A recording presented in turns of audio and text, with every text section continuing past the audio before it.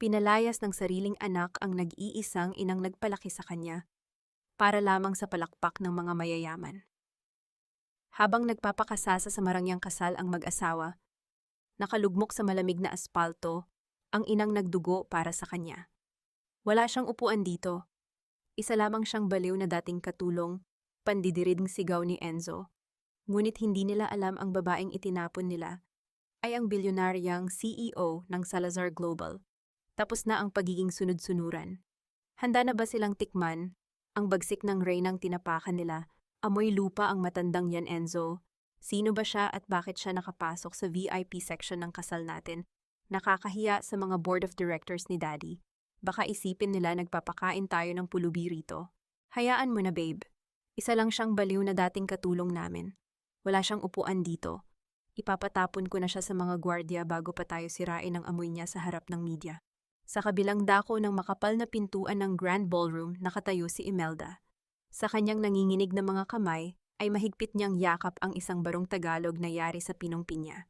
3 buwan niyang pinagpuyatan ng bawat burda niyan sa ilalim ng aandap-andap na gasera sa probinsya. Paulit-ulit na tinutusok ng karayom ang sariling mga daliri, tinitiis ang panlalabo ng mga mata. Maibigay lamang ang pinakamagandang regalo sa nag-iisang anak sa araw ng kasal nito. Ginamit niya ang kakarampot na ipon para lang makarating sa Maynila, bitbit ang kaba, at pananabik ng isang inang gustong masilayan ang tagumpay ng kanyang dugo at laman. Ngunit ang bawat salitang binitawan ni Enzo sa kabilang silid ay tila mas matalim pa sa anumang karayom na bumaon sa kanyang balat. Baliw, dating katulong, amoy lupa. Bumigat ang paghinga ng matanda.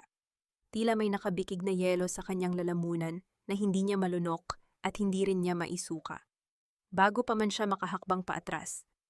Upang magtago, bumukas ng maluwang ang malaking pinto. Nagtama ang kanilang mga paningin sa gitna ng nagkikislapang mga ilaw. Inasahan ni Imelda na lalambot ang mga mata ng kanyang anak, na maaalala nito ang init ng kanyang yakap noong panahong naghihati sila sa iisang tuyo, at malamig na kanin o ang mga gabing ipinapaypay niya ang sariling mga kamay, huwag lamang kagatin ng lamok ang natutulog na bata. Ngunit walang kahit anong anino ng pagkilala sa mga mata ng binata. Isang malamig mapagmataas, at pandiring titig ang ipinukol ni Enzo sa babaeng nagdugo upang siya ay mabuhay. Magagwardya. Bakit nakapasok ang pulubing ito rito? Ilabas niyo siya. Nakakadiri ang hitsura. Utos ni Enzo, ang boses ay matigas at walang kahit anong bakas ng awa, habang mahigpit na nakahawak sa baywang ng kanyang magandang nobya. Lumapit ang 2 malalaking lalaki na nakasuot ng itim na uniforme. Hinawakan nila ng mahigpit ang mga payat at kulubot na braso ni Imelda. Wala siyang lakas upang manlaban. Hinayaan niyang kaladkarin siya ng mga ito palayo. Sa nagliliwanag na bulwagan palayo sa musika, palayo sa anak, na minsan niyang itinuring na buong mundo. Sa gitna ng walang awang paghila sa kanya, dahan-dahang dumulas mula sa kanyang nanginginig na mga daliri ang binurdahang barong. Bumagsak ito sa malamig at maruming sahig ng pasilyo na apakan ng mga nagmamadaling sapatos. Tuluyang bumigay ang mga tuhod ni Imelda. Hindi siya umiyak ng malakas, sapagkat ang pinakamasidhing kirot ay ang sakit na walang tinig. Mga luhang kasing init ng baga ang nagunahang pumatak mula sa kanyang mga mata, bumabagtas sa mga linya ng kanyang mukha na iginuhit ng mahabang panahon ng sakripisyo. Nang mabitawan siya ng mga gwardya, sa madilim na bahagi ng labas ng hotel, ang una niyang ginawa ay ang gumapang sa malamig na aspalto. Pinilit niyang abutin at pulutin ang barong na naihagis palabas kasama niya. Nanginginig ang kanyang mga daliri, habang pinapagpag ang alikabok at putik sa telang puti, pilit na inaayos ang nagusot na kwelyo. Mas inaalala pa niya ang masisirang damit ng anak kaysa sa sariling pusong nagkadurog-durog na sa kanyang dibdib. Ang mabilis na mga yabag ng mga paa ang sumira sa katahimikan ng gabi. Dumating si Luningning, ang ampon at lihim na katuwang ni Imelda, humahangos, at nanlalaki ang mga mata sa nadatnang tagpo. Agad siyang lumuhod sa kalsada at mahigpit na niyakap ang nanghihinang matanda. Puno ng nagbabagang galit ang dibdib ng dalaga nang makita ang putik sa damit ng babaeng pinagkakautangan niya ng buhay, ang babaeng kinikilala ng iilan bilang ang pinakamakapangyarihang tao sa buong Salazar Global. Madam, Nanay, anong ginawa nila sa inyo? Nanginginig ang boses ni Luningning habang pinupunasan ang dumi sa pisngi ni Imelda gamit ang sariling panyo. Tinitigan ni Imelda ang nagtataasang pader ng Marangyang Hotel kung saan dinig na dinig ang tawanan ng mga taong nagdiriwang sa itaas. Ang mga luhang kanina ay walang tigil sa pag-agos, ay biglang natuyo. Isang nakakabinging lamig ang unti-unting bumalot sa kanyang buong pagkatao. Dahan-dahan siyang tumayo pinagpagan ang sariling palda at humarap kay Luningning nang may ekspresyong hindi mababakasan ng kahit anong emosyon. Ang matandang inang nagmamakaawa ng pagmamahal at pag-unawa ay namatay na sa malamig na sementong yun. Tapos naning pa, mahinang sambit ni Imelda ngunit ang bawat salita ay may dalang bigat ng isang paparating na bagyo. Patay na ang anak ko. Hanggang kailan magpapanggap ang isang ina na hindi siya nasasaktan bago niya tuluyang sunugin ang mundong ibinigay niya sa sariling anak? Sa loob ng isang maliit at madilim na apartment sa gilid ng Maynila, ang katahimikan ay tila isang mabigat na kumot na bumabalot sa bawat sulok. Tanging ang mahinang liwanag mula sa isang bombilya ang nagbibigay buhay sa silid, kung saan si Imelda ay tahimik na nakaupo sa sahig. Sa kanyang harapan ay isang lumang balikbayan box bukas, at tila naghihintay na lalamunin ang lahat ng mga alaala ng nakalipas na 28 taon. Dahan-dahang kinuha ni Imelda ang isang maliit na pares ng sapatos na yari sa asul na tela, ang unang sapatos na isinuot ni Enzo. Noong ito ay nagsisimula pa lamang humakbang. Hinaplos niya ang bawat tahi nito ramdam ang gasgas ng panahon. Isinunod niya ang mga medalya mula sa elementarya, ang mga sertipiko ng karangalan na dati ay ipinagmamalaki niya sa bawat kapitbahay, at ang mga litratong kumupas na ang kulay ngunit nananatiling sariwa sa kanyang alaala. Bawat gamit na inilalagay niya sa loob ng kahon ay tila isang bahagi ng kanyang puso na pinuputol at itinatapon. Madam, handa na po ang sasakyan sa labas. Kailangan na nating umalis bago pa sumikat ang araw, mahinang wika ni Luningning habang nakatayo sa may pinto, bitbit ang isang maliit na bag ng mga damit. Hindi agad sumagot si Imelda. Nanatili ang kanyang tingin sa isang litrato kung saan nakangiti ang 7 taong gulang na si Enzo habang yakap siya ng mahigpit. Hinaplos ni Imelda ang mukha ng bata sa larawan, dinala ang kanyang mga daliri sa labi at hinalikan ito sa huling pagkatuon, bago dahan-dahang ibinalot sa isang pirasong tela at inilagay sa kailaliman ng kahon. Isang matinding buntong hininga ang kumawala sa kanyang dibdib, hindi dahil sa pagod kundi dahil sa bigat ng pagtanggap na ang batang nasa larawan ay wala na. Tumayo si Imelda at kinuha ang kanyang lumang Nokia phone. Pinindot niya ang isang numerong matagal na niyang hindi tinatawagan sa loob ng maraming taon. Pagkalipas ng ilang sandali, isang baritono at formal na boses ang sumagot sa kabilang linya. Attorney Lopez, ituloy mo ang pinag-usapan natin. Alisin mo ang lahat ng lihim na pondo na sumusuporta sa kumpanya ni Enzo. Putulin mo ang lahat ng kontrata sa mga supplier na tayo ang nagbabayad ng palihim. Mula sa araw na ito, ang Salazar Global ay wala nang kinalaman sa anumang negosyo ni Lorenzo Salazar. Madam Chairman, sigurado po ba kayo? Bakas ang pag-aalinlangan sa boses ng abogado. Kapag ginawa natin ito tuluyan, nang babagsak ang credit line niya, wala siyang kalaban-laban sa mga Almeda. Lalamunin siya ng buo ni na Don Severino at Clarice. Tumingin si Imelda sa bintana kung saan ang mga ilaw ng lungsod ay unti-unti nang naglalaho sa pagdating ng bukang liwayway.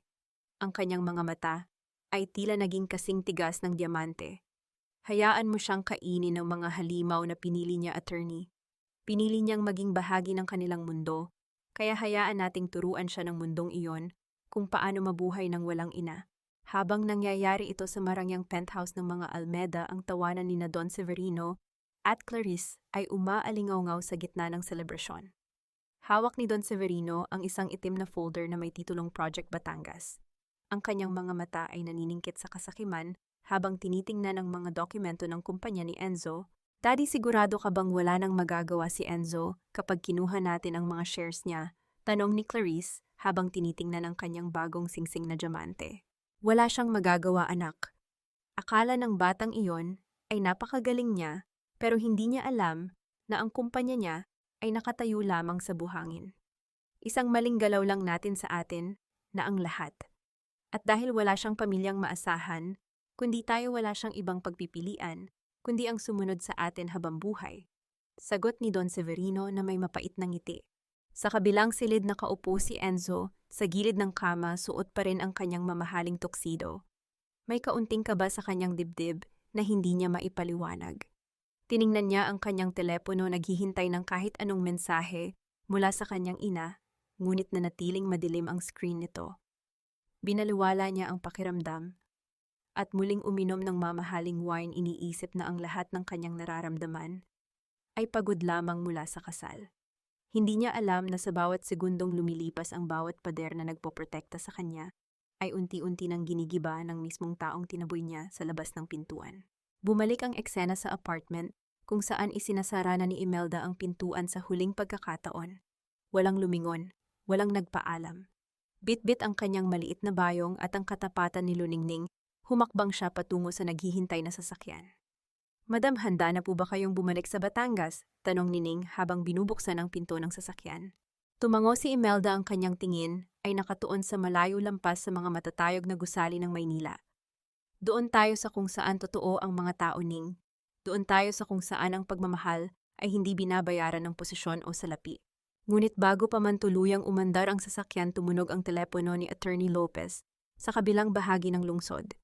Isang babala ang pumasok sa sistem ng kumpanya.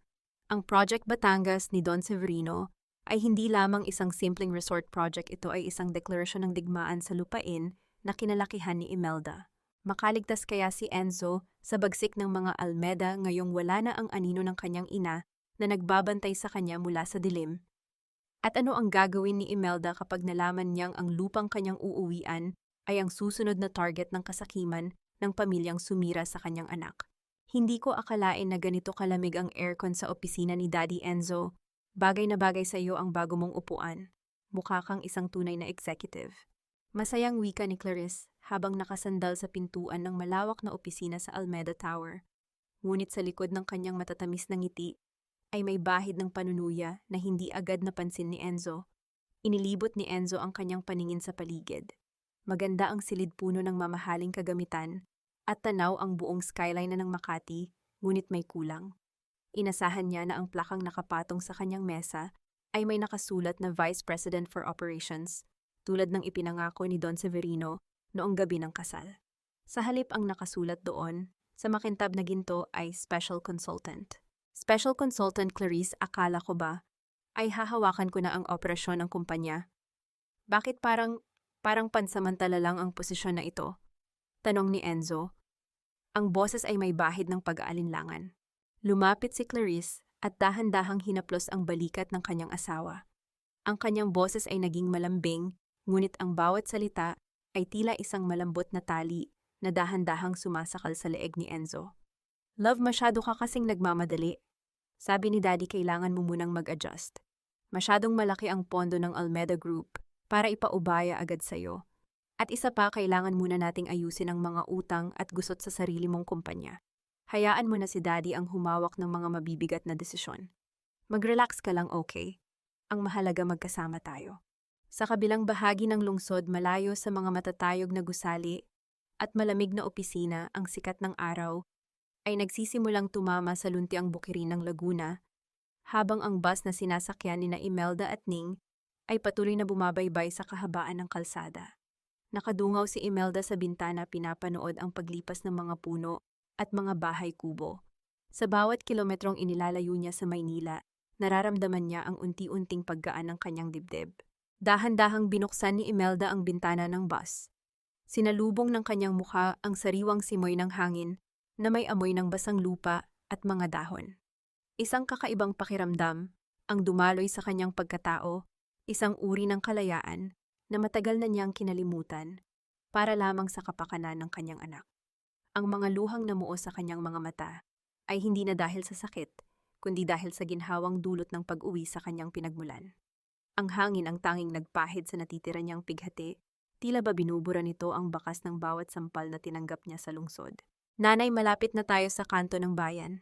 May sumalubong na po ba sa atin?" Yung tanong ni Ning habang inaayos ang kanilang mga gamit. "Huwag kang mag-alala, Ning. May mga taong hindi nakakalimot gaano man kahaba ang panahon ng pagkawala natin," sagot ni Imelda ng may tipid ng ngiti. Samantala, bumalik ang eksena sa opisina ni Enzo. Pumasok si Don Severino na may bitbit na makapal na dokumento. Ang kanyang presensya ay tila nagpabigat sa hangin sa loob ng silid. Ibinagsak niya ang mga papel sa harap ni Enzo na may kasamang malakas na tunog na yari sa pagtama ng folder sa kahoy na mesa. Enzo, kailangan nating ayusin ang merger ng Salazar Enterprises at Almeda Group para mailigtas ang credit line mo. Pinirmahan na ito ng mga board members. Ikaw na lang ang kulang para maging legal ang paglilipat ng pondo, seryosong wika ni Don Severino. Dahil sa takot na mawala ang lahat ng kanyang pinaghirapan at sa pagnanais na makuha ang tiwala ng biyenan, hindi na binasa ni Enzo ang bawat pahina ng kontrata. Ang tanging nakikita niya ay ang pangako ng seguridad at ang ngiti ni Clarice sa kanyang tabi.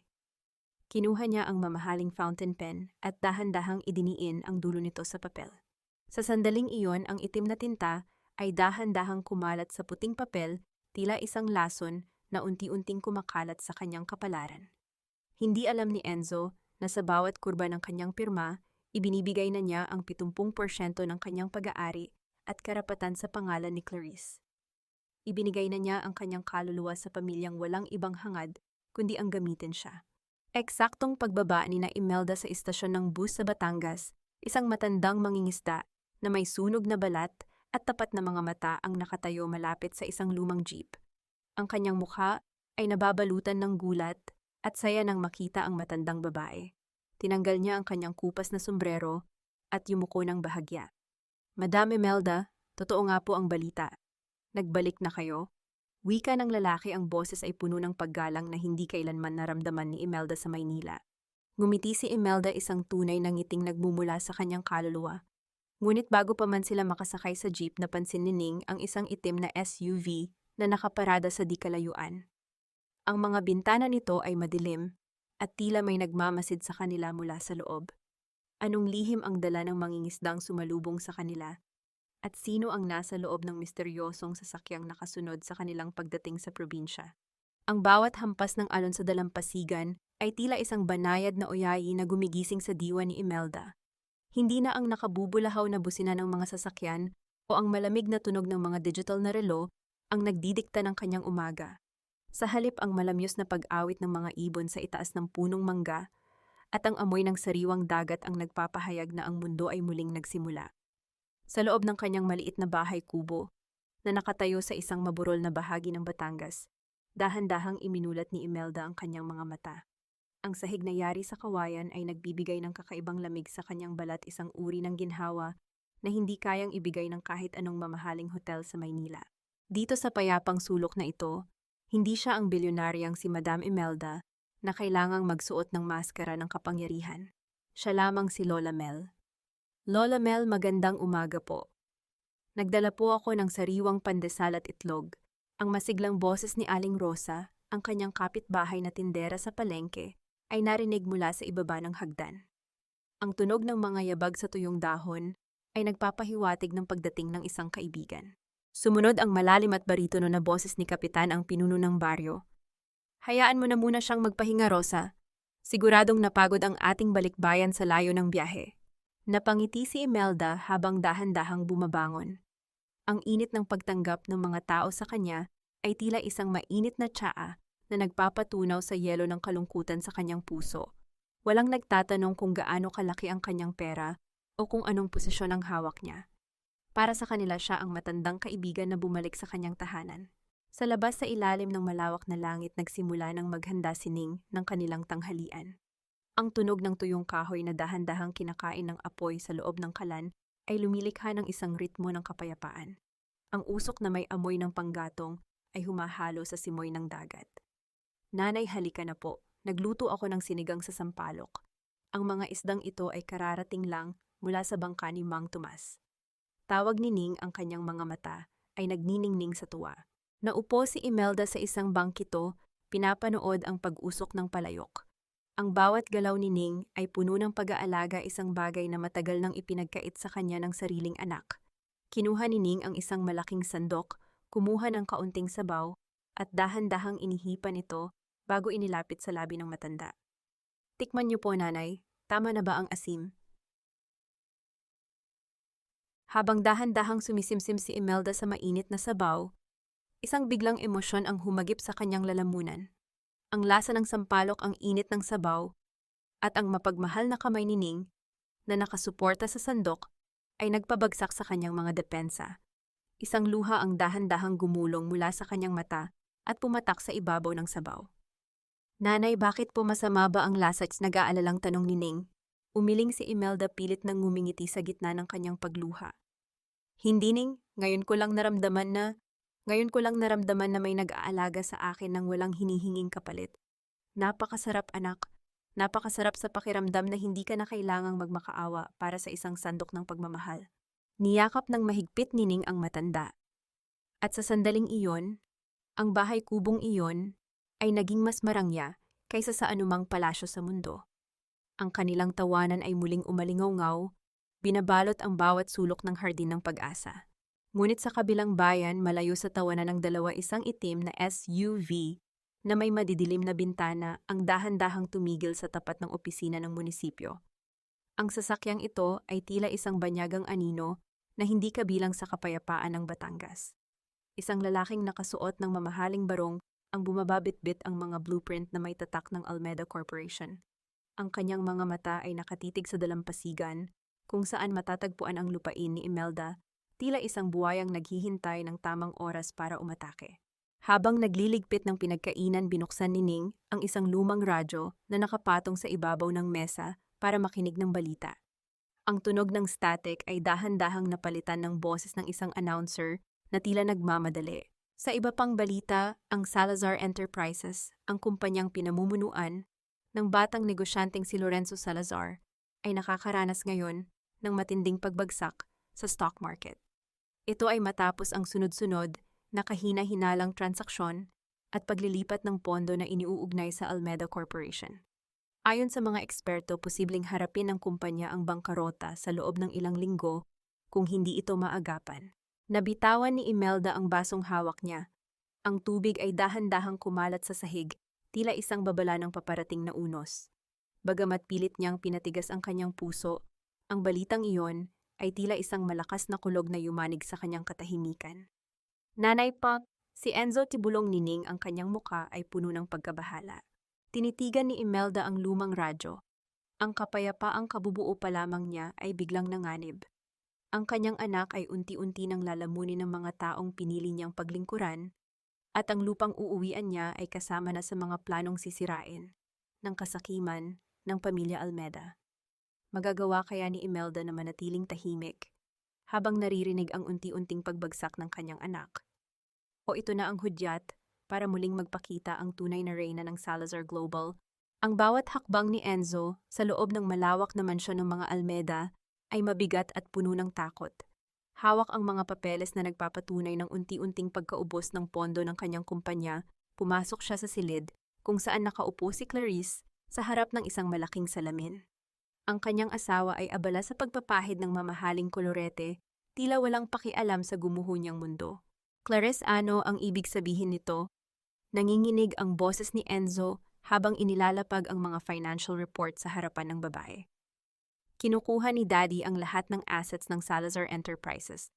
Ang mga accounts na pinirmahan ko noong nakaraang linggo, ginamit ninyo iyon para ilipat ang pondo sa Almeda Group. Bakit ninyo ito ginagawa sa akin? Dahan-dahang ibinaba ni Clarice ang hawak niyang suklay. Tiningnan niya si Enzo mula ulo hanggang paa sa pamamagitan ng salamin. Nawala ang malambing na ngiti na lagi niyang ipinapakita noong sila ay magkasintahan pa lamang. Ang kanyang mukha ay naging malamig, matigas at puno ng pandidiri. Ano bang iniiyak-iyak mo riyan, Enzo? Malamig na tanong ni Clarice habang tumatayo at humaharap sa kanya. Akala mo ba talagang may pakialam kami sa maliit mong kumpanya? Ginawa ka lang naming tulay para makuha ang mga kontrata.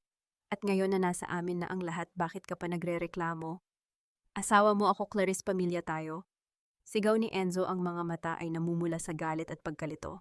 Isang mapang-uyam na tawa ang kumawala sa mga labi ni Clarice. Ang tunog ng kanyang paghalakhak ay tila mga patalim na sumusugat sa natitirang dignidad ng binata. Asawa, pamilya. Huwag kang magpatawa, Enzo. Sino ka ba kung wala ang pamilya ko? Lumapit si Clarice, ang kanyang boses ay bumaba, ngunit kasing talim ng asero. Isa ka lang anak ng hampas lupa na binihisan namin para maging katanggap-tanggap sa society. Kung hindi dahil sa apelido ko, wala kang puwang sa mundong ito. Huwag mong kalimutan na ikaw mismo ang nagtapon sa nanay mong amoy lupa para lang makapasok sa pamilya ko. Kaya huwag mo akong dramahan ng tungkol sa pamilya. Parang binuhusan ng malamig na tubig si Enzo. Ang bawat salita ni Clarice ay tila sampal na nagpagising sa kanya sa katotohanan. Ngunit bago pa man siya makasagot, bumukas ang malaking pintuan at pumasok si Don Severino, kasunod ang 2 personal na gwardiya.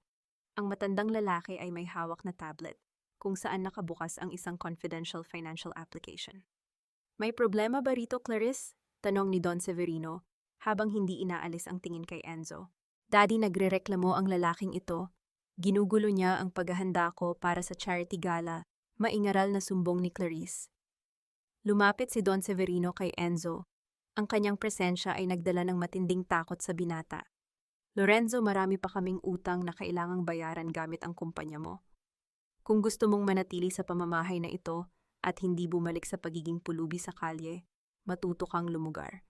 Ngayon humingi ka ng tawad sa asawa mo dahil sa pagtataas mo ng boses. Ho, pero daddy, ako ang ninakawan ninyo, protesta ni Enzo. Lumuhod ka at madiing utos ni Don Severino, ang boses ay hindi tumatanggi sa pagsuway. Lumuhod ka at magpasalamat na pinapakain pa kita. Tiningnan ni Enzo ang pinto. Nais niyang tumakbo, nais niyang umalis. Ngunit saan siya pupunta, tinalikuran na niya ang kanyang ina. Wala na siyang kaibigan. Wala na siyang pera dahil lahat ng account niya ay freeze na ng bangko. Ang kanyang buong pagkatao ay nakatali sa pamilyang ito. Unti-unti habang nanginginig ang mga tuhod sa labis na kahihiyan, lumuhod si Enzo sa malamig na marmol na sahig sa harapan ni Clarice at Don Severino. Patawad, Clarice, patawad daddy, basag ang boses na sambit ni Enzo Doc habang nakayuko. Habang nakaluhod at nakadikit ang mga palad sa sahig, napadako ang tingin ni Enzo sa ilalim ng mababang sofa. Doon nakita niya ang isang piraso ng papel na lukot at may bakas ng takong ng sapatos. Nang kanyang titigan, nakilala niya ito. Ito ang lumang litrato nila ng kanyang ina na itinago niya sa kanyang wallet, ngayon ay pinunit sa kalahati at tinapakan ni Clarice noong naglinis ito ng kwarto. Isang masakit na kirot ang bumaon sa kanyang dibdib. Ang inang nagmamahal sa kanya ng totoo ay itinapon niya para lamang lumuhod sa mga taong itinuturing siyang basura. Sa di kalayuan sa ibabaw ng mesa ni Don Severino, na naiwang bukas, lumitaw ang isang notification sa screen ng laptop. Isang malaking paglilipat ng pondo naglalaman ng ₱100,000 mula sa Salazar Enterprises ang pumasok sa isang misteryosong offshore account sa Switzerland na nakapangalan sa isang unknown trust. Ang pamilya Almeda ay naghahanda na sa kanilang malaking pagtakas bago pa man pumutok ang iskandalo. Tumalikod na si Don Severino at lumabas ng silid. Si Enzo ay nanatiling nakaluhod, hindi magawang tumayo sa bigat ng kanyang pagsisisi. Dahan-dahang kinuha ni Clarice ang kanyang telepono at sinagot ang isang tawag. Hindi niya napinansin ang asawang nasa sahig. "Hello babe, papunta na ako dyan." Malambing na wika ni Clarice sa kabilang linya, hindi alintanan na naririnig siya ni Enzo. "Huwag mo nang alalahanin yung asawa ko. Andito siya ngayon nakaluhod sa sahig parang aso. Napakaduwag. Magkita na lang tayo sa kondo mo mamaya." Isang malakas na halakhak ang binitawan ni Clarice. Bago lumabas ng silid, iniwan si Enzo na mag-isa sa dilim yakap ang punit na litrato ng inang hindi na niya alam kung paano pababalikan. Ang simoy ng hangin sa gabi ng Pasko sa probinsya ay may dalang amoy ng bagong lutong bibingka at puto-bumbong. Mula sa maliit na kapilya sa tapat ng barangay hall, maririnig ang mahihinang tugtog ng mga lumang awiting pangpasko na nagbibigay buhay sa buong baryo. Ang mga simpleng bahay kubo ay napapalamutian ng mga makukulay na parol na yari sa kawayan at makintab na papel.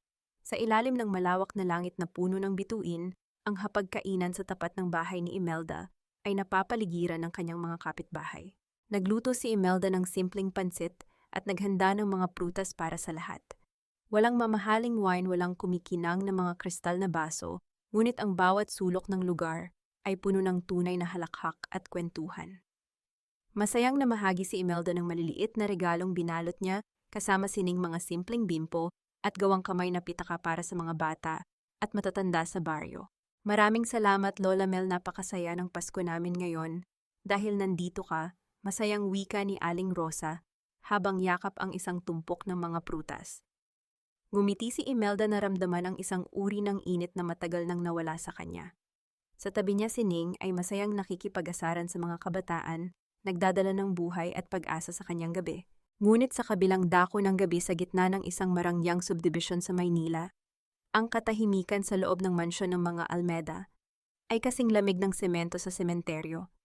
Ang malaking chandelier sa sala ay nakapatay, at ang tanging liwanag ay nagmumula sa maliit na dekorasyon ng Christmas tree sa sulok. Walang pagkain sa mahabang dining table, kundi ang isang platitong may malamig at tuyong karne.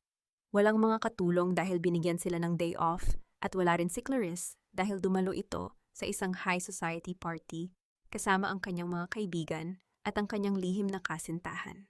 Mag-isang nakaupo si Enzo sa tapat ng mesa, hawak ang isang baso ng murang alak na binili niya sa labas gamit ang natitira niyang barya. Ang kanyang buhok ay magulo, ang kanyang mamahaling polo ay may mantsa ng luha at alak. Sa bawat pagpapatugtog ng mga kapitbahay ng kantang pangpasko sa labas, mas lalong bumabaon ang pagsisisi sa kanyang dibdib. Lasing at wala sa sarili, kinuha ni Enzo ang kanyang telepono. Nanginginig ang kanyang mga daliri habang hinahanap ang numerong matagal na niyang hindi tinatawagan, ang numero ng kanyang ina na tinapon niya sa kanyang buhay. Sa Batangas, habang masayang nakikipag-usap si Imelda kay Kapitan, naramdaman niya ang banayad na panginginig ng kanyang lumang Nokia phone sa loob ng kanyang bulsa. Dahan-dahan siyang lumayo sa grupo at pumunta sa likod ng bahay kubo, malapit sa dalampasigan kung saan mas malakas ang hampas ng alon. Inilabas niya ang telepono. Kumislap ang screen nito sa dilim, ipinapakita ang pangalang hindi niya inaasahang makikita pa, Enzo. Sa Maynila, inilapat ni Enzo ang telepono sa kanyang tainga habang patuloy na umaagos ang mga luha sa kanyang pisngi. Sana sumagot ka, please sumagot ka. Bulong niya sa dilim, ang kanyang boses ay basag at puno ng pagmamakaawa. Tinitigan ni Imelda ang teleponong nanginginig sa kanyang palad. Naramdaman niya ang pamilyar na kirot sa kanyang dibdib, ang likas na pag-aalala ng isang ina na gustong sumagot, gustong magtanong kung kumain na ba ang kanyang anak o kung bakit ito umiiyak. Ngunit naalala niya ang bawat salitang binitawan ni Enzo sa ballroom ng hotel. Naalala niya kung paano siya kinaladkad ng mga gwardya habang ang sarili niyang anak ay nakatingin ng may pandidiri. Alam ni Imelda na kapag sinagot niya ang tawag na ito, hindi matututo si Enzo. Mananatili itong mahina at aasa sa kanyang proteksyon nang hindi nararanasan ang bunga ng kanyang sariling pagkakamali. Dahan-dahang gumalaw ang kanyang hinlalaki. Sa gitna ng panginginig ng kanyang buong katawan, pinindot ni Imelda ang red button upang patayin ang tawag bago tuluyang pinatay ang power ng telepono. Bumagsak ang kanyang mga kamay sa kanyang tabi. Humarap siya sa dagat, hinahayaang tangayin ng hangin ng bagong luha na pumatak mula sa kanyang mga mata. Isang mainit na yakap ang naramdaman ni Imelda mula sa kanyang likuran. Sining na kanina pa pala nakamasid ay dahan-dahang sumandal sa kanyang balikat. Walang binigkas na salita ang dalaga. Tanging ang higpit ng yakap at ang init ng kanyang katawan ang nagpadama kay Imelda na hindi siya nag-iisa sa gabi ng pangungulila. Kinabukasan, habang ang sikat ng umaga ay nagsisimula, nang magpainit sa baryo, isang lalaking nakasuot ng pormal na barong Tagalog ang bumaba mula sa isang itim na SUV. Lumakad siya patungo sa barangay hall at hinanap si Kapitan. May iniabot siyang isang malaking puting sobre na may gintong selyo ng Almeda Corporation. Para sa inyo, Kapitan. Mula kay Don Severino Almeda ba? Pormal na wika ng lalaki bago muling sumakay sa sasakyan at mabilis na umalis. Kunot noong binuksan ni Kapitan ang sobre. Habang binabasa niya ang laman nito, unti-unting nawala ang kulay sa kanyang mukha. Ang papel ay naglalaman ng isang utos ng demolisyon, isang formal na eviction notice para sa buong baryo upang bigyang daan ang pagtatayo ng isang marangyang beachfront resort. Dahil sa gulat na bitawan ni Kapitan ang papel. Isang malakas na simoy ng hangin ang dumarating mula sa dagat, tinangay ang papel patungo sa gitna ng kalsada. Tila isang babala ng paparating na unos na wawasak sa kapayapaang pinagsisikapan nilang buuin. Ang maagang liwanag ng araw sa Batangas ay binalot ng makapal na alikabok nang magsidatingan ang tatlong malalaking truck sa tapat ng dalampasigan. Ang ingay ng kanilang mga makina ay tila isang babala na gumising sa buong baryo.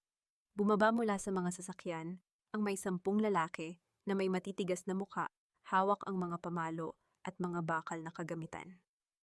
Walang pasubali nilang sinimulang sirain ang mga maliliit na lambat at mga wooden stalls ng mga mangingisda sa tabing dagat. Ano ba, huwag ninyong sirain ang mga gamit namin, dyan kami kumuha ng pangkain araw-araw.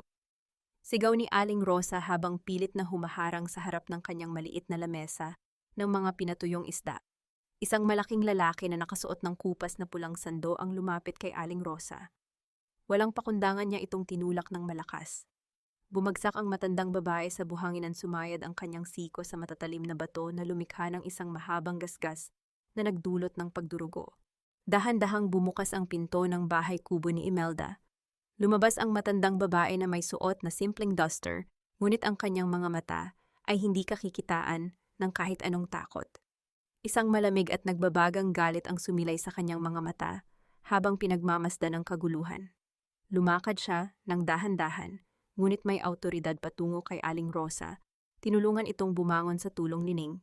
Inilagay ni Imelda si Aling Rosa sa isang tabi at dahan-dahang nilinis ang sugat nito gamit ang mga sariwang dahon ng halaman. Pinunasan niya ang mga luha ng takot sa mukha ng kaibigan habang ang kanyang sariling mga kamay ay nananatiling matatag. Huwag kang umiyak, Rosa. Nandito ako, mahinang bulong ni Imelda, ngunit ang kanyang tingin ay nakatutok na sa leader ng mga goons. Ang leader ng grupo, isang lalaking nagngangalang Jojo, ay napatitig sa mukha ni Imelda. May kakaiba siyang naramdaman. Ang mukha ng matandang babaeng ito ay tila pamilyar sa kanya, parang nakita na niya ito sa mga malalaking tarpaulin sa labas ng head office ng Salazar Global sa Maynila. Ngunit binaliwala niya ang hinala dahil sa imposibleng ang isang bilyonarya ay titira sa isang tagong baryo. Samantala sa Maynila sa loob ng opisina ni Don Severino, ang hangin ay puno ng tension. Ibinagsak ng matanda ang isang dokumento sa tapat ni Enzo. Pirmahan mo ito, Enzo. Ito ang formal na order para sa demolition at clearing operations sa Batangas. Bilang CEO ng Salazar Enterprises, ang pangalan mo ang dapat na nakasulat dito upang hindi madamay ang Almeda Group sa anumang kaso sa korte. Sakaling magkaroon ng gulo-utos ni Don Severino.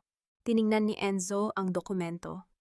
Nakita niya ang pangalan ng baryo sa Batangas, ang mismong lugar kung saan nagmula ang pamilya ng kanyang ina, ang lugar na alam niyang tanging takbuhan ng mga mahihirap. Isang natitirang bahagi ng kanyang konsensya ang biglang gumising. Di daddy, hindi ko po ito pwedeng pirmahan. Maraming pamilya ang mawawala ng tahanan doon. At isa pa, baka nandoon ang aking ina. Pagmamakaawa ni Enzo, ang kanyang mga mata ay puno ng takot. Isang mabilis at malakas na sampal ang dumapo sa pisngi ni Enzo mula kay Don Severino na lumikha ng isang mapait na tunog ng pagtama ng palad sa balat. Napalingon ang ulo ng binata sa lakas ng impact at dahan-dahang pumatak ang dugo mula sa sulok ng kanyang labi. Wala kang karapatang tumanggi, Enzo.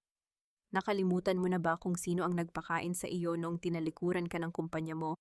Pirmahan mo ito o ipapakain kita sa mga pulis. Sigaw ni Don Severino habang tinuturo ang pintuan. Bumalik ang eksena sa Batangas. Lumakad si Imelda patungo sa harap ni Jojo, ang leader ng mga goons. Hinarangan niya ang daan nito habang hawak ng lalaki ang isang malaking bakal na panggiba. Sabihin mo sa amo mo hindi ipinagbibili ang lupa ko. At kahit isang pulgada ng lugar na ito ay walang karapatang hawakan ang pamilya Almeda. Malamig na wika ni Imelda ang kanyang boses ay walang panginginig. Isang malakas na tawa ang binitawan ni Jojo, tila nakakita ng isang nakakatawang palabas. Sino ka ba sa akala mo matanda? Isang salita ko lang pwede ka naming ilibing sa ilalim ng buhangin na ito.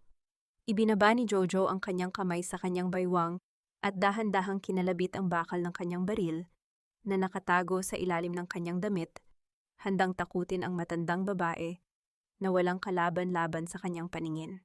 Ang marangyang restaurant sa dulo ng Bonifacio Global City ay puno ng liwanag at dapit hapon ng karangyaan. Ang bawat sulok ay napapalamutian ng mga mamahaling bulaklak at ang mahinang tugtog ng biolin ay nagbibigay ng formal na kapaligiran sa pagtitipon. Naroon sina Don Severino at Clarice, kasama ang kanilang mga kasamahan sa negosyo, upang ipagdiwang ang inaasahan nilang tagumpay, ang pag-angkin sa lupain sa Batangas na kanilang sisimulan ng patayuan ng resort sa susunod na linggo. Hindi pa nakakarating sa kanila ang balita na ang kanilang mga tauhan sa probinsya ay madaling napalayas ng isang grupo ng mga elite security guards at ang simpleng Lola Mel na kanilang hinahamak ay naghahanda na para sa kanilang sisingilin. Isang tagay para sa pinakamalaking proyekto ng Almeda Group ngayong taon. Masayang sigaw ni Don Severino habang itinataas ang kanyang baso ng champagne na kumikinang sa ilalim ng mga ilaw. Sa gilid ng mahabang lamesa, malayo sa sentro ng atensyon, nakatayo si Enzo. Ang kanyang mukha ay may bakas pa rin ng pasa mula sa sampal ng kanyang biyenan, ngunit pilit niya itong tinatakpan ng foundation. Hawak niya ang dalawang malalaking paper bags na naglalaman ng mga bagong biling sapatos ni Clarice. Para siyang isang katulong na walang karapatang umupo sa lamesa ng mga mayayaman. Enzo, kunin mo nga yung shawl ko sa sasakyan. Medyo lumalamig na rito, utos ni Clarice nang hindi man lamang tumitingin sa asawa. Pero Clarice, kakabalik ko lang mula sa lobby para kunin ang charger mo. Mahinang sagot ni Enzo, ang boses ay puno ng pagod. Tumingin si Clarice sa kanya, ang kanyang mga mata ay naniningkit sa inis. Magreklamo ka pa. Pasalamat ka nga at isinama pa kita rito sa dinner na ito. Sa halip na iwan ka sa bahay na parang bantay aso. Huwag mong kalimutan, bukas ay pipirmahan mo na ang huling paglilipat ng Salazar Enterprises sa pangalan ko. Kaya gawin mo ang trabaho mo ngayon. Walang nagawa si Enzo, kundi ang tumango at humakbang paatras. Bago siya tuluyang lumabas, napadako ang kanyang tingin sa makapal na menu card ng restaurant na nakabukas sa tapat ng isang bakanteng upuan. Doon sa ilalim ng listahan ng mga tradisyonal na pagkaing Pilipino na ginawang moderno, nakita niya ang kutsinta at pitong may niyog. Biglang sumikip ang dibdib ni Enzo. Naalala niya noong bata pa siya, tuwing umaga ng linggo, gigisingin siya ng kanyang ina na may dalang kutsinta na binili nito mula sa kanyang huling barya. Naalala niya kung paano siya pinapanood ng kanyang ina habang kumakain, nakangiti at tila busog na rin kahit walang kinakain. Isang palihim na luha ang pumatak mula sa kanyang mata at mabilis niyang pinunasan bago pa man ito makita ng mga tao sa paligid. Ang kutsinta na nagkakahalaga ng 1,000 piso sa restaurant na ito ay hindi kailanman magiging kasing sarap ng kutsintang binili ng kanyang ina gamit ang pagmamahal. Habang naglalakad si Enzo patungo sa parking lot, nanginginig naman ang telepono ni Don Severino sa ibabaw ng lamesa. Isang mensahe ang pumasok mula sa isang lihim na numero, ang traidor na miyembro ng board sa loob ng Salazar Global. May problema tayo, Severino. May dadalo bukas sa emergency board meeting na hindi natin inaasahan. Maghanda ka. Kunot noong ibinaba ni Don Severino ang kanyang baso. Sino naman ang dadalo? Hawak na natin ang lahat ng boto. Bulong niya sa sarili, binaliwala ang babala dahil sa sobrang kumpiyansa sa sarili.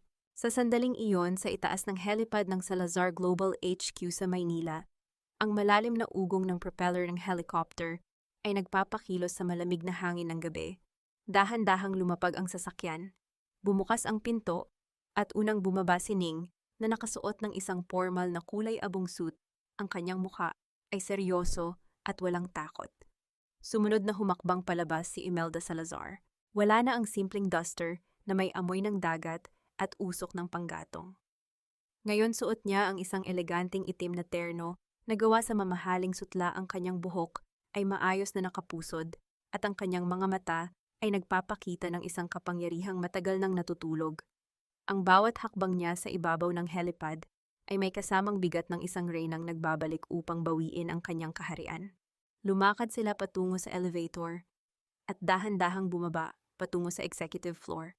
Nang bumukas ang pinto, ang lahat ng mga security personnel at mga matatagal na empleyado na nakatayo sa hallway ay sabay-sabay na yumuko ng mababa bilang paggalang. Walang ingay, tanging ang tunog ng matitigas na takong ng sapatos ni Imelda sa makintab na marmol na sahig ang naririnig. Handa na ba ang lahat ng mga dokumento ng pamilya Almeda, Ning? Malamig na tanong ni Imelda habang naglalakad patungo sa kanyang opisina. Opo, Madam Chairman. Lahat ng kanilang mga transaksyon, kabilang ang mga lihim na paglilipat ng pondo mula sa kumpanya ni Enzo, ay nasa kamay na natin. Hinihintay na lang po nila ang pagpasok ninyo bukas. Sagot ni Ning nang may tiwala sa sarili. Huminto si Imelda sa harap ng malaking salaming bintana ng kanyang opisina, nakatanaw sa malawak na lungsod ng Maynila. Ang kanyang mukha ay parang isang estatwa ng yelo. Ang gabi ng selebrasyon ng mga Almeda ay ang huling gabi ng kanilang kaligayahan. dahil bukas mararamdaman nila ang buong bigat ng kamay ng babaeng kanilang hinamak. Ang silid ng pulong sa pinakamataas na palapag ng Salazar Global HQ ay napapaligiran ng mga pader na gawa sa makapal na salamin kung saan tanaw ang buong kalangitan ng Maynila. Sa gitna ng silid ay ang isang mahabang lamesa na yari sa mamahaling kahoy na mahogany kung saan nakaupo ang mga miyembro ng Board of Directors. Sa dulo ng lamesa nakaupo si Don Severino na may ngiti ng tagumpay, katabi si Clarice na abala sa pag-aayos ng kanyang buhok. Nakatayo naman sa kanilang likod si Enzo, mukhang pagod, may mga pasa sa ilalim ng kanyang mga mata at hawak ang folder ng mga dokumentong pipirmahan niya ngayong araw. Mga kasamahan sa board ngayong araw ay formal nating tatapusin ang pagsasanib ng Salazar Enterprises at Almeida Group. Sa pamamagitan ng mga shares na hawak ng aking minore na si Lorenzo ako na ang tatayo bilang bagong chairman ng kumpanyang ito, mayabang na pahayag ni Don Severino habang inilalagay ang kanyang mga kamay sa ibabaw ng lamesa. Tumango ang ilang miyembro ng board na nabayaran na ng pamilya Almeida. Ngunit bago pa man maabot ni Don Severino ang gintong panulat para simulan ang seremonya, dahan-dahang bumukas ang malaking pintuan sa dulo ng silid. Walang malakas na tunog ng paghampas, tanging ang dahan-dahang pag-usad ng mabigat na kahoy na pinto na nagpatahimik sa buong silid. Unang pumasok si Luningning, hawak ang isang makapal na kulay pilak na folder. Lumakad siya ng may tiwala sa sarili at tumayo sa gilid ng pinto. Kasunod nito humakbang pumasok ang isang babae na nagpatigil sa tibok ng puso ng lahat ng nasa loob ng silid. Si Imelda Salazar. Suot ang kanyang eleganteng terno at may hawak na isang simpleng baston na may hawakang ginto. Lumakad si Imelda ng may marahang ritmo. Ang bawat hakbang niya ay tila nagdadala ng panginginig ng balahibo sa mga nakatitig sa kanya. Ikaw na pao, atahot aking kao. Napatayo si Clarice, ang kanyang boses ay naging matinis sa gulat at galit. Anong ginagawa ng pulubing ito rito? Paano nakapasok ang baliw na katulong na ito sa pribadong pulong natin? Mga gwardya, ilabas niyo ang babaeng ito. Hindi man lamang tinapunan ng tingin ni Imelda si Clarice. Para sa kanya ang tinig ng babae ay tila isang mahinang ihip ng hangin na walang halaga. Lumakad siya patungo sa kabisera ng lamesa, ang upuan kung saan nakaupo si Don Severino. Sa isang iglap, sabay-sabay na tumayo ang lahat ng Board of Directors ng Salazar Global. Yumuko sila ng mababa, ang kanilang mga mukha ay puno ng takot at paggalang. Magandang umaga po, Madam Chairman. Sabay-sabay nilang bati na nagpabagsak sa panga ni Clarice at nagpalamig sa mga kamay ni Don Severino. Dahan-dahang inilabas ni Imelda ang isang puting panyo mula sa kanyang bulsa. Sa harap ng gulat na si Don Severino, pinunasan niya ang gilid ng sandalan ng upuan. Tila ba nililinis ang dumi na iniwan ng presensya ng matandang lalaki. Doon bago niya dahan-dahang itinabi ang panyo at naupo ng may buong dignidad. Hindi maaari ito. Sino ka ba talaga? Nanginginig ang labi ni Don Severino habang unti-unting umaatras mula sa upuan. Bumagsak sa kanyang mga tuhod si Enzo sa gilid ng lamesa. Ang tunog ng pagtama ng kanyang mga tuhod sa sahig ay narinig sa buong silid. Napatingin siya sa kanyang ina na ngayon ay nakaupo sa trono ng pinakamalaking kumpanya sa bansa. Ang lahat ng mga piraso ng puzzle ay biglang nabuo sa kanyang isip. Ang kanyang ina na binihisan niya ng kahihiyan ay ang mismong diyosa ng tagumpay na kanyang hinahanap. Tinitigan ni Imelda si Don Severino, ang kanyang mga mata ay walang kahit anong emosyon kundi ang lamig ng katarungan.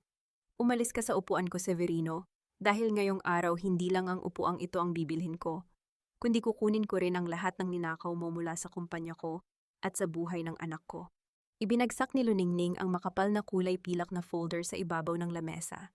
Ang bawat pahina na nakalabas ay naglalaman ng mga bank statement mula sa mga offshore accounts sa Switzerland, mga peking kontrata na may lagda ni Don Severino, at ang mga lihim na video recording kung paano minaltrato at minaliit ni Clarice si Enzo sa loob ng kanilang mansyon. Lahat ng mga transaksyong ginawa ninyo gamit ang Salazar Enterprises ay illegal, Severino. Noong pinapirma ninyo si Enzo sa mga merger documents, alam ninyong wala siyang kakayahang magdesisyon ng mag-isa. Malakas at malinaw na pahayag ni Ning habang ipinapakita ang mga dokumento sa mga miyembro ng board. Nang makita ang mga ebidensya, biglang nawala ang tapang ni Don Severino. Ang kanyang mukha ay naging kasing puti ng papel. Hindi Hindi totoo iyan. Sinisiraan niyo lang kami si Enzo. Si Enzo ang utak ng lahat ng ito. Siya ang nag-utos sa akin na gawin ang mga transaksyong iyan. Sigaw ng matandang lalaki itinuturo ang nakaluhod na si Enzo upang isalba ang sarili niyang balat. Nang marinig ang binitawang salita ng kanyang sariling ama, napatitig si Clarice dito nang may gulat. Napagtanto niya na handa siyang itapon ng sarili niyang magulang para lang makaligtas. Mabilis na gumapang si Clarice patungo sa direksyon ni Imelda, pilit na inaabot ang laylayan ng terno ng matanda, habang umaagos ang kanyang mga luha ng pagkukunwari. Mama, please makinig kayo sa akin. Umiiyak na pakiusap ni Clarice, ginagamit ang kanyang pinakamalambing na boses. Wala akong alam sa mga ginagawa ni Daddy. Pinilit niya lang ako. At saka asawa ko si Enzo, di ba? Pamilya na tayo ngayon. Maparang awa niyo na huwag niyo kaming ipakulong.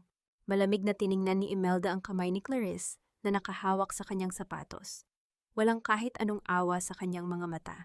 Sa isang banayad ngunit mabilis na galaw iniatras ni Imelda ang kanyang paa upang iwasan ang hawak ng babae. Ang pamilya ay hindi nagtatapon ng ina sa kalsada, Clarice. At higit sa lahat ang pamilya ay hindi nagnanakaw sa isa't isa, malamig na tugon ni Imelda. At para sa kaalaman ninyong dalawa, walang halaga ang pirma ni Enzo sa mga dokumentong hawak ninyo. Ang lahat ng shares na inaakala ninyong pag-aari ni Enzo ay nakarehistro sa ilalim ng aking pangalan bilang dummy accounts. Walang pag-aari si Enzo na maaari ninyong makuha. Bumukas ang pinto ng boardroom. Pumasok ang 4 na opisyal mula sa National Bureau of Investigation na nakasuot ng pormal na uniforme. Lumapit sila kay Don Severino at dahan-dahang inilapat ang malamig na bakal ng posas sa kanyang mga kamay. Don Severino Almeda, arestado kayo sa kasong large-scale fraud at embezzlement, pormal na pahayag ng opisyal. Nang makita ang pag-aresto sa kanyang ama, tuluyang nagwala si Clarice. Sumigaw siya at pilit na nanlaban habang pilit siyang inilalabas ng mga babaeng pulis. Ang kanyang magandang mukha ay napuno ng galit at takot. Habang kinakaladkad si Clarice palabas ng pinto, lumapit si Ning at humarang sa daan. May kinuha siyang isang maliit at murang bote ng pabango mula sa kanyang bulsa, ang pabangong ginagamit ng mga karaniwang katulong, at inilagay ito sa loob ng nakabukas na handbag ni Clarice. Para mabawasan ang amoy ng konsensya mo, Clarice. Masyadong mabaho na ito. Bulong ni Ning na may tipid ng ngiti bago tuluyang hinayaang ilabas ang sumisigaw na babae. Nang tuluyang sumara ang pinto, ang boardroom ay nabalot ng isang nakabibinging katahimikan. Ang mga miyembro ng board ay dahan-dahang lumabas, iniwan ang 3 tao sa loob ng silid, si Imelda, si Ning at si Enzo, na nananatiling nakaluhod sa malamig na sahig. Dahan-dahang gumapang si Enzo patungo sa sapatos ng kanyang ina, habang ang kanyang buong katawan ay nanginginig sa matinding paghikbi. Ang kanyang mga luha ay pumatak sa makintab na sapatos ni Imelda. Mapatawarin mo ako. Please, mapatawad. Hagulgol ni Enzo, yakap ang kanyang mga binti, habang ang kanyang mukha ay nakadikit sa sahig. Tinitigan lamang siya ni Imelda mula sa itaas. Ang katahimikan ng kanyang ina ay tila isang bagong hatol na nagpabigat sa kanyang kasalanan. Babalik tayo sa dati, please. Magtatrabaho ako ng mabuti. Ako na ang mag-aalaga sa iyo. Hindi mo na kailangang magtrabaho o mapagod. Maparang awa mo na. Ang bawat salitang lumalabas sa bibig ni Enzo ay may kasamang matinding paghikbi na yumuyao sa kanyang buong katawan. Nakahawak siya sa mga binti ng kanyang ina, pilit na nagmamakaawa para sa isang pagkakataon na ibalik ang nakaraan. Kahit kumain tayo ng tuyo at malamig na kanin araw-araw, basta magkasama tayo. Babaguhin ko ang sarili ko. Patawarin mo lang ako. Dahan-dahang lumuhod si Imelda upang pumantay sa kanyang nakaluhod na anak. Inilapat niya ang kanyang malamig at kulubot na mga palad sa basang pisngi ni Enzo. Sa kabila ng lahat ng sakit, ang likas na pagiging ina ay hindi agad nabubura. Pinunasan niya ang mga luha sa mata ng kanyang anak gamit ang kanyang mga hinlalaki, tulad ng ginagawa niya noong bata pa ito at nadadapa sa kalsada. Nang maramdaman ang init ng kamay ng ina, umasa si Enzo. Akala niya ay sapat na ang kanyang mga luha upang bawiin ang lahat. Ngunit nang tumingin siya sa mga mata ni Imelda, walang kahit anong init doon, kundi ang malalim at matatag na kapayapaan ng isang taong nakapagdesisyon na. Pinapatawad na kita, Enzo. Dahil anak kita at walang ina na kayang magtanim ng galit sa kanyang sariling dugo. Habang buhay, nanginginig ang boses ni Imelda ngunit ang bawat salita ay kasing talim ng patalim. Pero ang patawad ay hindi nangangahulugang may puwang ka pa sa buhay ko. Ang kapayapaan ko naman ang pipiliin ko ngayon. Wag mo akong iwan. Umiiyak na pakiusap ni Enzo ang kanyang mga kamay ay lalong humigpit sa hawak.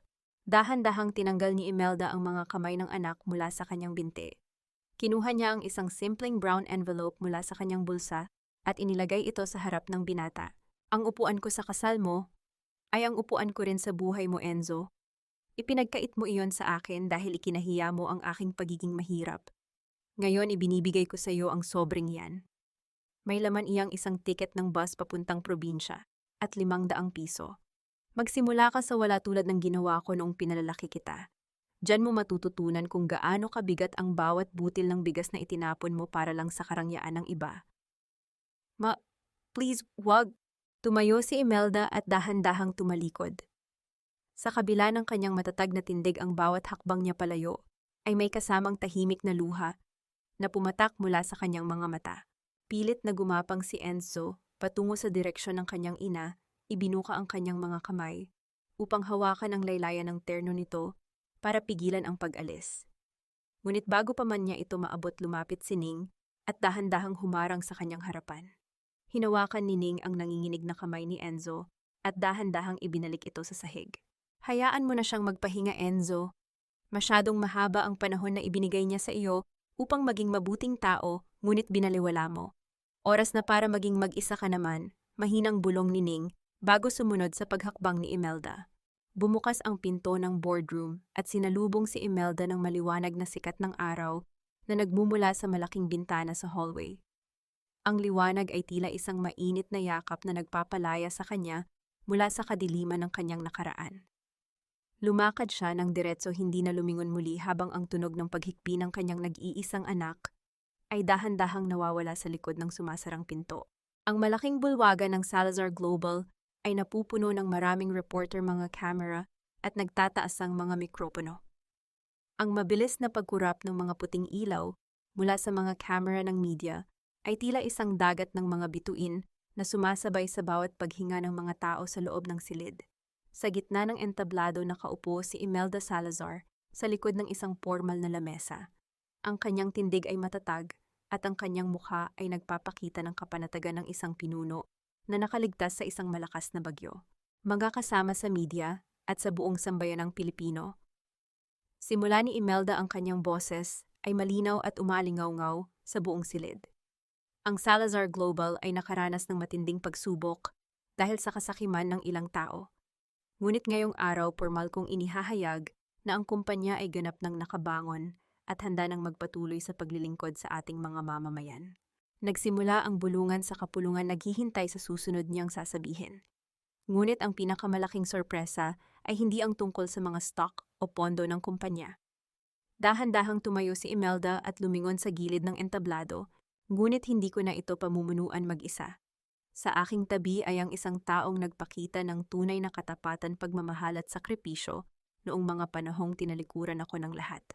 Ang aking legal na ampon at ang bagong tatayong Chief Executive Officer ng Salazar Global, Luningning Salazar. Nanlaki ang mga mata ni Ning na nakatayo sa gilid. Ang kanyang mga kamay ay dahan-dahang napadako sa kanyang bibig upang pigilan ang isang gulat na hikbi. Hindi niya inaasahan ang anunsyong ito.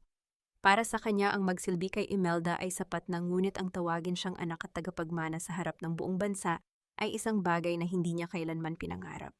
Nanay, hindi po ako karapat-dapat, bulong ni Ning habang dahan-dahang lumalapit ang mga luha ng labis na kaligayahan ay umaagos sa kanyang mga pisngi. Ngumiti si Imelda, isang ngiting puno ng pagmamahal na parang isang mainit na sikat ng araw pagkatapos ng bagyo. Kinuha niya ang isang lumang kwintas mula sa isang maliit na kahon sa lamesa, ang kwintas na gawa sa mga pinong perlas na orihinal niyang inihanda para kay Clarice noong kasal ni Enzo, ngunit itinapon ng kontrabida sa basurahan. Dahan-dahan itong isinuot ni Imelda sa leeg ni Ning. Karapat-dapat ka, Luningning, dahil ang pamilya ay hindi lamang nasusukat sa dugo na nananalaytay sa ating mga ugat. Ang tunay na pamilya ay nasusukat sa katapatan ng puso, sa pag-aalaga sa oras ng kahirapan, at sa pagmamahal na walang hinihinging kapalit. Ikaw ang aking anak, mahinang wika ni Imelda, bago niyakap ng mahigpit ang dalaga sa harap ng nagkislapang mga ilaw ng kamera. Habang nangyayari ang madamdaming eksenang ito sa Maynila, sa isang maingay at maduming palengke sa probinsya, ang init ng tanghali ay sumasabay sa amoy ng basang isda at bulok na gulay. Isang lalaki na may maruming mukha suot ang isang punit na sando at kupas na pantalon, ang dahan-dahang nagbubuhat ng isang mabigat na sako ng bigas mula sa isang truck.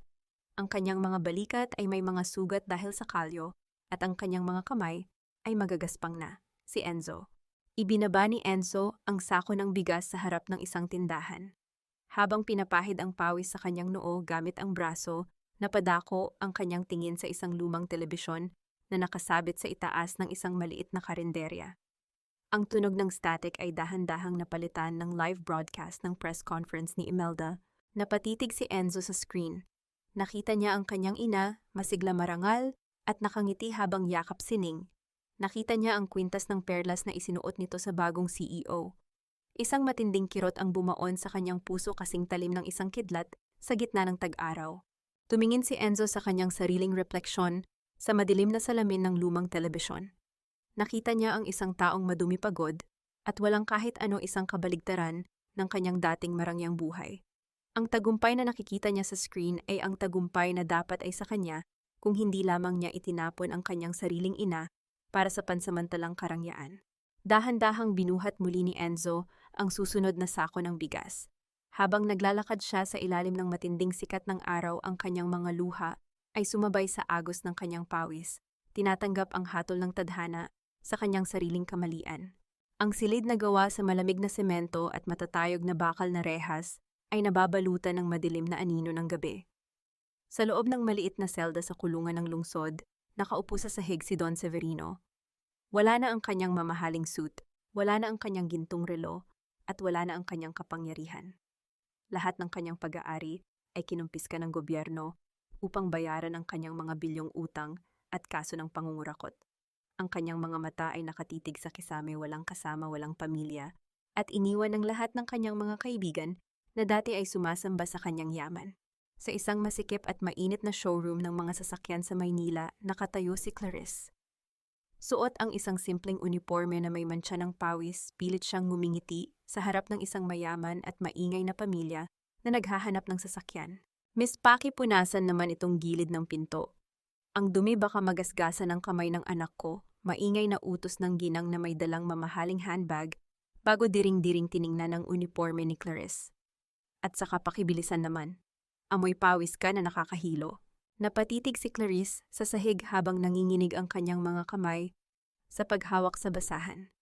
Gusto niyang sumigaw, gusto niyang sabihin na dating Almeda ang kanyang apelido, ngunit wala na siyang boses. Siya na ngayon ang katulong na kanyang hinahamak noon. Tiniis niya ang kahihiyan, pinunasan ng dumi habang ang kanyang mga luha ay dahan-dahang sumasabay sa pagpatak ng pawis sa kanyang mukha. Ang batas ng kalikasan ay hindi natutulog. Ang bawat panlalait na ibinigay niya kay Imelda ay bumalik sa kanya ng paulit-ulit sa bawat araw. Sa probinsya ang gabi ay dahan-dahang bumababa sa paligid ng palengke. Nakaupo si Enzo sa isang maliit na kahon sa tabi ng tindahan ng bigas, hawak ang kanyang maliit na kita para sa buong araw ng pagbubuhat, 200 piso. Walang reklamo sa kanyang mukha. Tinanggap niya ang bawat parusa ng tadhana nang may buong pagpapakumbaba. Isang matandang driver ng jeep ang lumapit sa kanya at may iniabot na isang puting sobre. Enzo, may nag-iwan nito sa terminal kanina. Para sa'yo daw. Kunot noong binuksan ni Enzo ang sobre.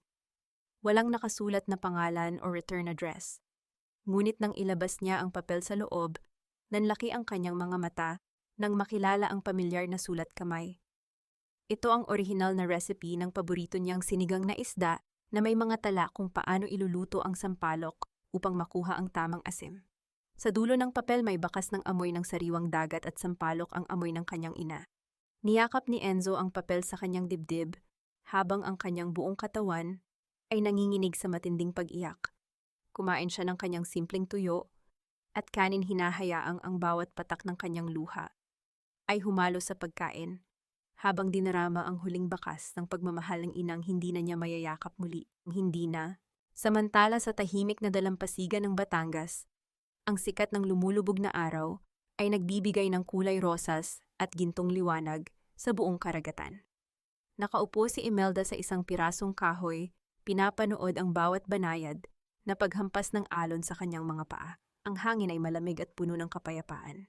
Isang pamilyar na boses ang narinig mula sa kanyang likuran.